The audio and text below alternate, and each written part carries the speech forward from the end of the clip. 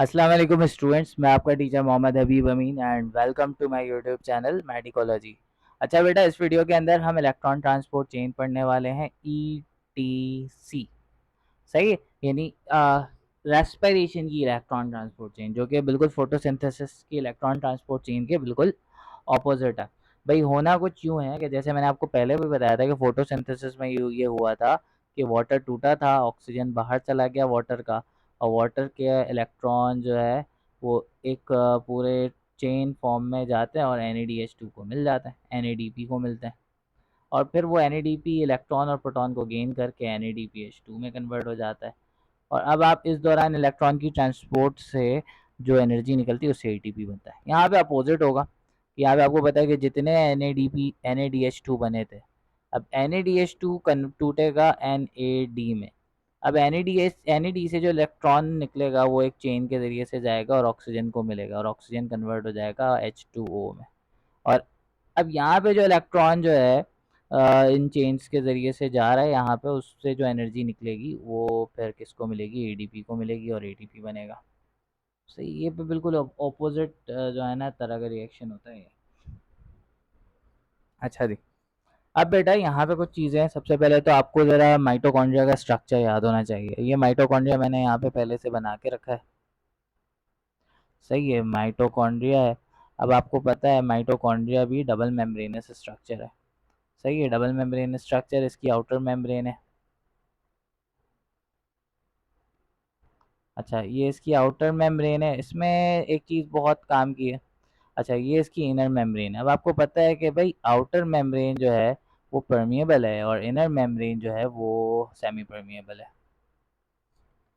अच्छा जी, अब इन दोनों के बीच में स्पेस है जिसको हम इंटर मेम्ब्रेनल स्पेस का नाम देते हैं। सही है, इसको हम कहते हैं इंटर मेम्ब्रेनल स्पेस। अब बेटा ये जो आउटर मेम्ब्रेन है इसमें ऐसी फोल्डिंग्स प्रेजेंट हैं, इन फोल्डिंग्स को हम क्या कहते हैं, क्रिस्टी। जो हमारे पास इलेक्ट्रॉन ट्रांसपोर्ट चेन का सिस्टम होता है, जैसे हमारे पास, आपको याद है फोटोसिंथेसिस में इलेक्ट्रॉन ट्रांसपोर्ट चेन का जो पूरा कंपोनेंट है जिसमें फोटो सिस्टम 1, फोटो सिस्टम 2, ये सारी चीज़ें थी। तो वो यहाँ पे फोटो सिस्टम तो नहीं होता, यहाँ पे कुछ प्रोटीन कॉम्प्लेक्सेस होते हैं, वो सारे इस क्रिस्टी पे लगे होते हैं, इन मेम्ब्रेन पे। आउटर मेम्ब्रेन में ये जो क्रिस्टी है ना, इनर मेम्ब्रेन में ये जो क्रिस्टी है, इस पे लगे हुए होते हैं। इसके अंदर होता है मैट्रिक्स, जिसके अंदर क्रैब साइकिल हुई है। सही है, क्रैब साइकिल हुई, इसमें जो NADH2 बना वो सब इस इलेक्ट्रॉन ट्रांसपोर्ट चेन के दरमियान आता है। इलेक्ट्रॉन ट्रांसपोर्ट चेन में ये मेम्ब्रेन आ गई, जैसे कि फोटोसिंथेसिस में था कि थाइलाकॉइड था, थाइलाकॉइड ल्यूमेन था, अंदर बीच में मेम्ब्रेन थी, बाहर स्ट्रोमा था। तो यहाँ पे भी कुछ ऐसा ही होता है, ये मेम्ब्रेन है, अंदर मैट्रिक्स है और बाहर इंटर मेम्ब्रेनल स्पेस है। तो यहाँ पे इस तरह से ये इलेक्ट्रॉन ट्रांसपोर्ट चेन होती है। अब जैसे उस पे था, यहाँ पे क्या क्या चीज़ें होती हैं बेटा, यहाँ पे कोएंजाइम क्यू है, साइटोक्रोम का एक कॉम्प्लेक्स, साइटोक्रोम एंजाइम का एक पूरा कॉम्प्लेक्स है, cytochrome B, cytochrome C, cytochrome A and cytochrome A3, ये इसी सीक्वेंस में मौजूद होते हैं, और ATPase पंप होता है। यहाँ पे इस तरीके से ये दिखाया गया है, ये इस जो है ना ये पूरा इलेक्ट्रॉन ट्रांसपोर्ट चेन दिखाई गई है। अब देखो यहाँ पे ये वाला पार्ट दिखाया गया, ये जो अंदर की तरफ है, ये वाला जो हिस्सा है, देखो ये दिखाया गया कि ये इंटर मेम्ब्रेनल स्पेस है। ये हमारे पास इनर मेम्ब्रेन है, ये इंटर मेम्ब्रेनल स्पेस है। जैसे अभी आपको बताया ना कि ये इनर मेम्ब्रेन की एक तरफ मैट्रिक्स है और दूसरी तरफ इंटर मेम्ब्रेनल स्पेस है। तो ये इंटर मेम्ब्रेनल स्पेस है, तो ऑब्वियसली ये वाली साइड क्या होगी, ये वाली साइड होगी मैट्रिक्स। सही है। अच्छा जी, अब एक बात समझना है यहाँ पे, ये देखो, ये यहाँ पे पहला जो एंजाइम होता है ये वाला, ये ब्लू वाला, ये क्या है, NADH डिहाइड्रोजिनेस। NADH डिहाइड्रोजिनेस जो है ये क्या करता है, NADH2 को NAD में ब्रेक करता है। अब NADH2 जब NAD में ब्रेक हुआ बच्चा, तो उसने क्या किया, NADH2 डिहाइड्रोजिनेज ने क्या किया, अब देखो जब ये NADH2 NAD में ब्रेक हुआ तो इससे दो चीज़ें निकली, एक इसका प्रोटॉन निकला और एक इसका इलेक्ट्रॉन निकला। तो उसने क्या किया, प्रोटॉन को बाहर निकाल दिया, प्रोटॉन को इंटर मेम्ब्रेनल स्पेस पे निकाल दिया। इलेक्ट्रॉन जो है, अब ये जो इलेक्ट्रॉन बचा हुआ है, ये इलेक्ट्रॉन कहाँ जाएगा, ये इलेक्ट्रॉन जो है ये इस चेन में होता होता आगे जाएगा, जबकि प्रोटॉन बाहर निकलेगा। अच्छा, अब यहाँ पे क्यू लिखा हुआ है, दिस इज कोएंजाइम क्यू। को यहाँ पे लिखा है था ना, बताया ना कि भाई ये कोएंजाइम क्यू है। अच्छा, अब एक चीज मैं आपको बता दूं, NADH2 की ब्रेकडाउन यहाँ पे NAD डिहाइड्रोजिनेज में होती है। ये एक प्रोटॉन पंप है जो प्रोटॉन को बाहर निकालेगा। FADH2 की ब्रेकडाउन ये कोएंजाइम क्यू करता है। सही है। तो FADH2 की जो ब्रेकडाउन होती है तो उसका प्रोटॉन यहाँ से बाहर नहीं निकलता, बल्कि इसके बाद वाला जो कॉम्प्लेक्स है उससे बाहर निकलेगा। अच्छा खैर, ये बात अभी बिल्कुल छोड़ दो। अब बस एक चीज याद रखो कि जब NADH2 ब्रेक हो, ये तीन कॉम्प्लेक्सेस हैं, एक ये वाला, एक ये वाला और एक ये वाला। तो इलेक्ट्रॉन पहले NADH2 से टूटा, ये इलेक्ट्रॉन निकला, इलेक्ट्रॉन कोएंजाइम क्यू में आया। सही है ये। और कोएंजाइम क्यू से फिर ये देखो, ये ब्लैक कलर की एक ये ऐसे लाइन जा रही है, तो कोएंजाइम क्यू से ये वाला एक पार्ट आ गया, this is cytochrome B. Cytochrome B. अब साइटोक्रोम बी के पास जैसे ही इलेक्ट्रॉन आता है, साइटोक्रोम बी को एनर्जी मिलती है, वो एक प्रोटॉन बाहर से निकाल देता है। यानी मैट्रिक्स में जितने भी प्रोटॉन है उन सबको क्या कर रहा है, ये बाहर निकालता है। जैसे प्लास्टोक्विनोन था, उसके पास एनर्जी आ रही थी, वो जो है क्या कर रहा था, इलेक्ट्रॉन को अंदर पंप कर रहा था ल्यूमेन में। तो ये क्या कर रहा है, इसके पास एनर्जी आ रही है, इलेक्ट्रॉन को मैट्रिक्स से बाहर निकाल रहा है इंटर मेम्ब्रेनल स्पेस में। तो इसने क्या किया, साइटोक्रोम बी ने कोएंजाइम क्यू से इलेक्ट्रॉन एक्सेप्ट किया, और एक्सेप्ट करने के बाद प्रोटॉन को बाहर निकाल दिया। अब वो इलेक्ट्रॉन साइटोक्रोम बी से साइटोक्रोम सी में आ गया, देखो सी लिखा हुआ भी है। सी से फिर ये साइटोक्रोम ए, ये जो वाला पार्ट है, ये साइटोक्रोम में दो चीजें होती है, साइटोक्रोम ए होता है और साइटोक्रोम A3 होता है। तो ए से A3 के बाद ये सीधा इलेक्ट्रॉन इस ऑक्सीजन के पास चला गया। जब ये ऑक्सीजन के पास जाता है तो ये ऑक्सीजन जो है चार्ज में कन्वर्ट हो जाता है, क्योंकि इसके पास एक इलेक्ट्रॉन मिल गया। सही है। अब ये चार्ज में कन्वर्ट हो चुका है, यानी साइटोक्रोम देखो इलेक्ट्रॉन की का फ्लो कैसे हुआ, NADH2 से ये सीधा NAD डिहाइड्रोजिनेस, फिर वहां से कोएंजाइम क्यू, फिर साइटोक्रोम बी, फिर cytochrome C, then cytochrome A3 और सीधा ऑक्सीजन। ऑक्सीजन को मिल गया इलेक्ट्रॉन, ऑक्सीजन कन्वर्ट हो गया नेगेटिव चार्ज में, क्योंकि इसको इलेक्ट्रॉन मिल गया। अब इसको चाहिए प्रोटॉन। लेकिन इन तीनों ने क्या किया था, जब जब इनको इनके पास इलेक्ट्रॉन आया था, इन्होंने प्रोटॉन बाहर निकाल दिया था, जिसकी वजह से मैट्रिक्स में प्रोटॉन की हो जाती है किल्लत, क्योंकि प्रोटॉन तो सारा बाहर है, कहाँ है, इंटर मेम्ब्रेनल स्पेस में। प्रोटॉन अंदर आना चाहेगा, अंदर नहीं आ पाएगा क्योंकि मेम्ब्रेन आने नहीं देगा। तो यहाँ पे ATP सिंथेटेज कॉम्प्लेक्स मौजूद है, तो इसके ज़रिए से आएगा प्रोटॉन अंदर। तो प्रोटॉन जब अंदर आएगा तो ATP की फॉर्मेशन करेगा, और प्रोटॉन जब अंदर आएगा तो ये चार्ज पार्टिकल है ऑक्सीजन, इसको मिल जाएगा, और ये फाइनली H2O में कन्वर्ट हो जाएगा। जैसे यहाँ लिखा है ना कि ऑक्सीजन है, ये H2 के साथ मिलता है और ये H2O में कन्वर्ट हो जाता है। सही है ना। अच्छा जी, तो इस तरीके से ये काम हो रहा होता है, समझ रहे हो बात। तो अब आप देखो एक चीज़ कि NADH2 जब ब्रेक हुआ तो उसको रास्ते में 1, 2 और 3 चैनल्स मिले, तो 3 जगह से प्रोटॉन की पंपिंग हुई। FADH2 जब ब्रेक हुआ तो उसको रास्ते में सिर्फ 2 चैनल्स मिले। तो एक चीज़ याद रखना, NADH2 जो है, NADH2 की ब्रेकडाउन से 3 ATPs बनते हैं, और FADH2 की ब्रेकडाउन से हमारे पास 2 ATPs बनते हैं। समझ आ रही है बात। तो this is the electron transport chain, this is electron transport chain. I do hope ये बात आपको समझ में आ गई होगी। यहाँ पे ये पूरा यही बात बताइए। अच्छा, अब यहाँ पे बेटा ये जो फॉस्फोराइलेशन हुई है, ये किसकी वजह से हुई है, NADH2 टूटा था, उसके टूटने की वजह से इलेक्ट्रॉन निकला था, इलेक्ट्रॉन निकल के आगे गया था, जिसने प्रोटॉन को अंदर पंप कराया था, जिसकी वजह से प्रोटॉन की कॉन्सेंट्रेशन इंटर मेम्ब्रेनल स्पेस में ज़्यादा हो गई थी। तो जिसको हम इलेक्ट्रोकेमिकल ग्रेडियंट का नाम दे रहे थे, इलेक्ट्रोकेमिकल ग्रेडियंट। तो इलेक्ट्रोकेमिकल ग्रेडियंट के बाद प्रोटॉन की हुई कीमियोस्मोसिस, कीमियोस्मोसिस से प्रोटॉन बाहर निकला और ATP बना। तो ये ATP जो बना है, ये इसका एक्चुअल रीजन ये था कि NAD डीऑक्सीडाइज हुआ है। तो this type of phosphorylation is called oxidative phosphorylation. सही है नहीं, यहाँ पे इन पैराग्राफ्स में यही बात लिखी गई है। अब जरा हम समझ लेते हैं, देखो क्या लिखा है, कंप्लीट एक ग्लूकोज की ब्रेकडाउन से नेट गेन कितना होता है, 36 ATPs का। अब ज़रा इसको समझ लेते हैं बेटा कि एटीपीज कितने बनते हैं, एटीपीज की काउंटिंग कैसे होती है। देखो ग्लाइकोलाइसिस में क्या क्या चीज़ें मिली थी। ग्लाइकोलाइसिस में आपके पास 2 एटीपीज बने थे, नेट गेन 2 एटीपीज का था, एंड 2 NADH2 बने थे।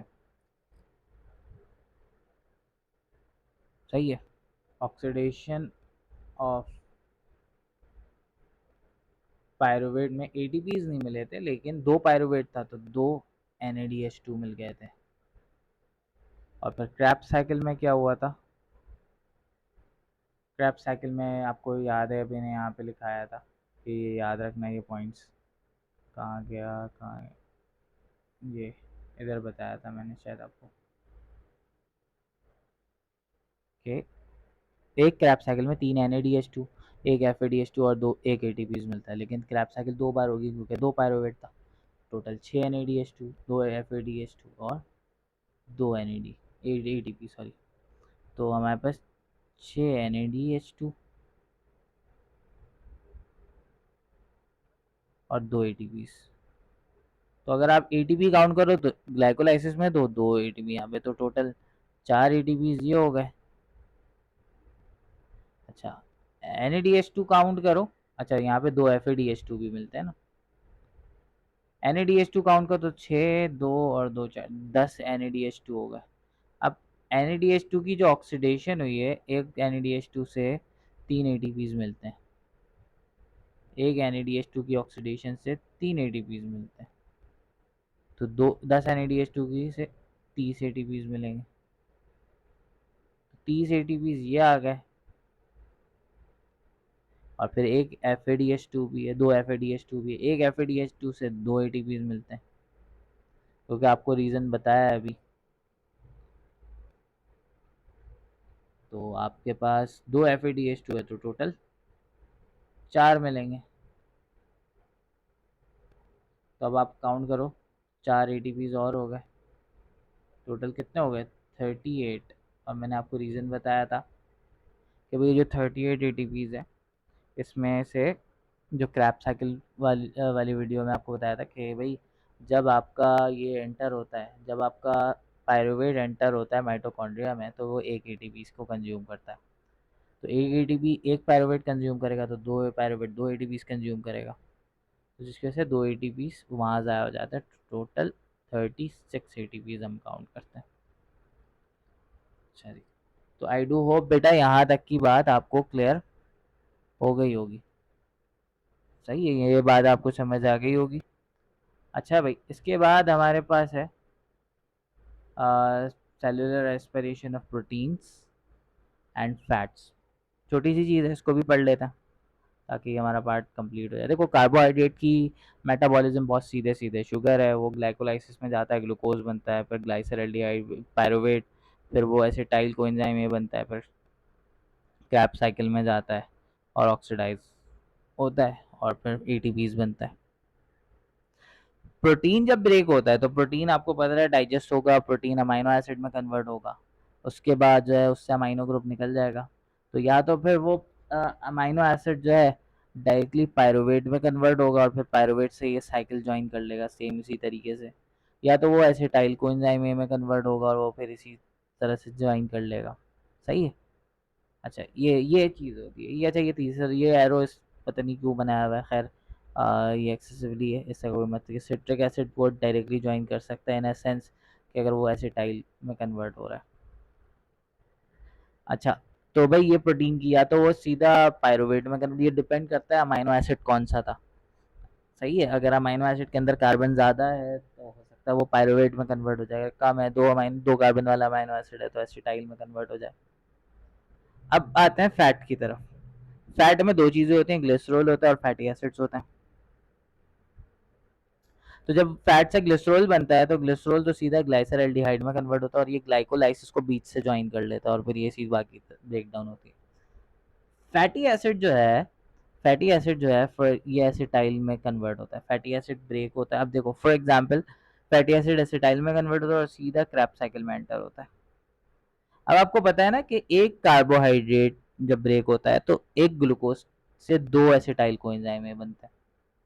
और 2 एसिटाइल कोएंजाइम ए बने, यानी इसका मतलब है एक एसिटाइल कोएंजाइम है, एक इस एसिटाइल में कितने कार्बन होते हैं? 2। सही है। तो 2 में कितने होंगे? 4। और फिर इसी तरह से ब्रेक डाउन होती है। जबकि fatty acid for example long chain वाले होते हैं, जैसे फॉर एग्जांपल 16 कार्बन वाला फैटी एसिड है, 16 कार्बन वाला। तो जब वो टूटेगा तो उससे कितने एसिटाइल बनेंगे? 16 डिवाइड बाई 2, 2 1 ज़ा 2, 2 8 ज़ा 6, तो टोटल 8 एसिटाइल कोएंजाइम है। जबकि ग्लूकोज से कितने बने थे? सिर्फ 2। और ये क्रैब साइकिल में जाएगा तो देखो सोचो 8 एसिटाइल बनेंगे तो क्रैब साइकिल होगी। और फिर उसके बाद जो है आपका एटीपीज बनेंगे, तो एटीपीज कितने सारे बनेंगे?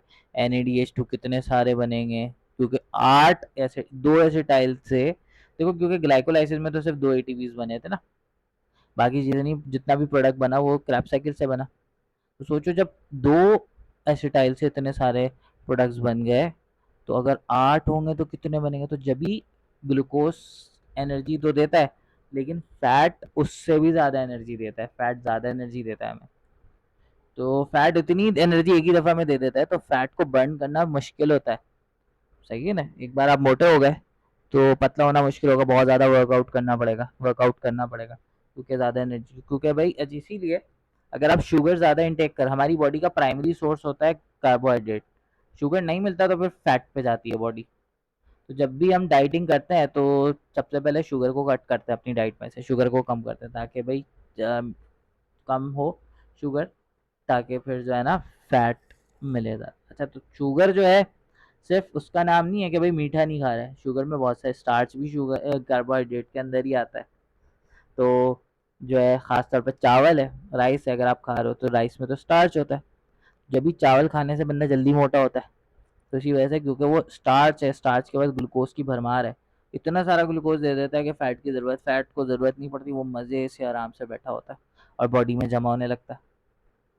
तो आई डू होप बेटा यहाँ तक की बात, ये चीज़ें समझ आ गई होंगी। अब इंशाल्लाह नेक्स्ट वीडियो में आखिरी टॉपिक बचा है फोटो रेस्पिरेशन, वो कवर करेंगे। तो see you in the next class. अल्लाह हाफिज़।